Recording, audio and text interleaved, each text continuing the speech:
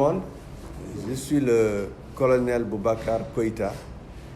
Je commande la zone militaire numéro 7 depuis le 1er août 2020. C'est un honneur pour moi de vous recevoir aujourd'hui. Merci beaucoup, M. Ndao. Je salue toute la presse. Donc, par rapport à votre question, cette année, contrairement aux 2 ou 3 années précédentes, nous célébrons le 63e anniversaire de notre accession à la souveraineté internationale sous le grand format. Le grand format qui veut dire c'est une fête de toute la nation où il y aura une célébration sur l'ensemble du territoire. Au niveau de la zone militaire numéro 7, ça concernera aussi bien la région de Thiès, la région de Diourbel. Donc, et ça sera sous le grand format. Ça veut dire qu'il y aura un défilé civil qui concernera les écoles, les élèves. Ça concernera les associations de jeunesse, les mouvements de jeunesse, mais aussi un défilé militaire à pied et à motorisé. Donc c'est un défilé vraiment comme on avait l'habitude avant Covid de célébrer. C'est toute la nation qui célèbre cette fête. Bon, donc par rapport aux participants, je pourrais dire que pour la région de Thiès, on célèbre aussi bien au niveau de la ville de Thiès que dans les départements Tivaouane et Mbour. Donc pour Thiès, plus précisément, on aura 6 écoles de la petite enfance. Nous aurons 17 écoles primaires et collèges. Nous aurons 12 des lycées et de l'enseignement supérieur, sans compter les anciens combattants et les formations paramilitaires, militaires et paramilitaires. Donc si on raisonne en termes d'effectifs, nous serons 2040 environ, 2039-40. Voilà, donc qui participeront effectivement au défilé de Thiès. Voilà, en termes d'effectifs. Il y aura aussi un défilé motorisé où il y aura des moyens militaires, des moyens de la gendarmerie et certaines forces de défense et sécurité. Bon, donc la célébration commence la veille par la retraite au flambeau qui est une manière d'impliquer les jeunes, qui est une manière d'impliquer la société. Donc au niveau de Thiès, il y aura 3 grands axes où les gens vont célébrer la retraite au flambeau. Dans les autres villes, Tivaouane et Guy, ça sera la même chose. Il y aura une retraite au flambeau un peu partout. Maintenant, le lendemain, c'est le jour J. Il y aura une prise d'armes et il y aura une décoration de militaires, militants, avant les défilés civils et militaires, y compris les anciens combattants. Puis, on va terminer par un défilé motorisé. Donc le thème de cette année, c'est effectivement force de défense et sécurité et la préservation des ressources naturelles. Comme vous le savez, Dieu nous a donné beaucoup de choses. Donc ces ressources, nous avons le devoir de les préserver. Ce n'est pas simplement les forces de défense et sécurité, mais je vais me focaliser sur les forces de défense et sécurité.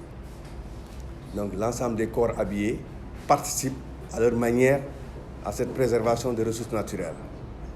Donc, il s'agit de protéger, de mettre à la disposition des citoyens les ressources offertes dans la nature par Dieu.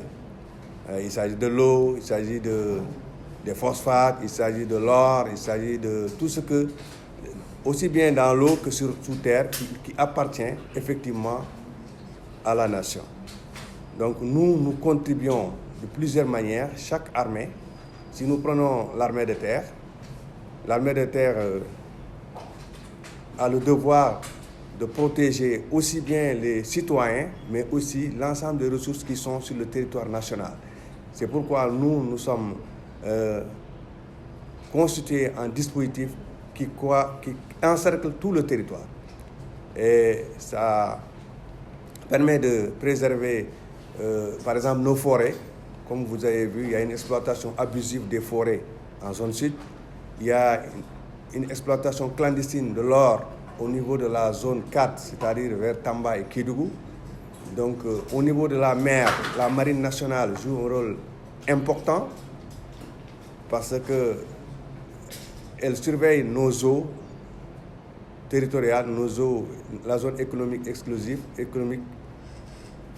Donc, à travers les bateaux clandestins de pêche qui spolient nos ressources, l'armée de l'air également contribue en faisant interception des bateaux ou interception des éléments à travers le renseignement qu'ils donnent aussi aux autres forces pour qu'on puisse agir à temps et empêcher les gens qui détruisent nos ressources. Il y a aussi la gendarmerie, si je parle de forces de défense, il y a les armées, il y a les eaux forêts, il y a la douane, il y a la gendarmerie. Donc chacun à son niveau contribue à cela. C'est un peu ça le thème de cette année. Et surtout dans la perspective où notre pays va être un producteur de gaz et un producteur de pétrole. Donc je crois que le thème est pertinent parce que nous allons vers des enjeux assez costauds. Bon, effectivement, nous avons pris très tôt nos devants en essayant de mobiliser la jeunesse, en essayant de travailler avec les écoles. Donc les réunions sont tenues ici. Nous avons constitué des commissions d'organisation, des commissions pour préparer ce grand rendez-vous républicain. Donc nous pouvons dire à 24 heures de la journée de répétition générale que nous sommes effectivement fin prêts. Les gens sont engagés pour vraiment faire une belle prestation le jour du 4 avril. L'appel aux populations, c'est effectivement de savoir que c'est une fête nationale. C'est tout le monde qui est impliqué et tout le monde doit participer à la fête et célébrer cette journée et ces activités que nous allons organiser. Donc nous les invitons à sortir en masse et à participer et nous leur promettons, Inch'Allah, qu'il y aura une belle prestation. Bon, le Ramadan et le Carême en même temps. Donc je crois que c'est une belle période. Je crois qu'il y a nécessité de prendre ça en compte et de se préparer en conséquence, de prier aussi qu'il y ait vraiment moins de soleil ce jour-là. En tout cas, nous avons pris des dispositions, surtout pour les personnes vulnérables, notamment les anciens combattants et la petite enfance. Donc, c'est des gens pour lesquels on va mettre des tentes pour qu'ils soient à l'abri du soleil et peut-être mettre aussi beaucoup d'eau à leur disposition. Bon, pour les adultes, je pense qu'ils pourront tenir, donc c'est moins compliqué. Mais effectivement, on a pris en compte ces spécificités des personnes vulnérables.